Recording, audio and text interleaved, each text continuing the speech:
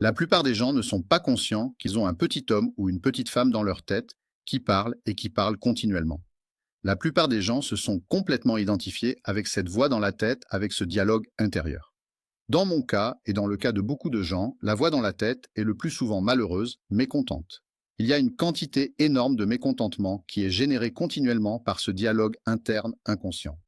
Une nuit, une séparation s'est produite en moi, entre un sens plus profond de soi, que plus tard j'ai reconnu comme étant la conscience elle-même. Donc cette nuit, une séparation s'est produite et quand je me suis réveillé le lendemain, j'étais complètement en paix pour la première fois depuis mon enfance, sans comprendre pourquoi.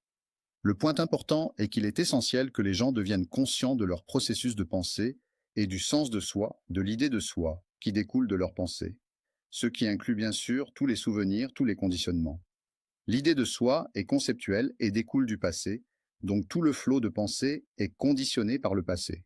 La spiritualité telle que je la vois n'est pas de croire en ceci ou cela, mais simplement sortir de cette identification avec le flot de pensée. Vous trouvez donc soudainement qu'il y a une autre dimension plus profonde que la pensée en vous que j'appelle la présence consciente, qui n'a rien à voir avec le passé et le futur. C'est s'éveiller, c'est pourquoi dans beaucoup de traditions spirituelles, on utilise le terme éveil. Beaucoup de gens diraient: qu'est-ce que vous voulez dire par éveil? Ce qui est signifié ici par éveil, c'est que vous vous éveillez hors du flot de pensée, et quand vous vous éveillez, vous devenez présent. Une dimension complètement différente de conscience est soudainement là.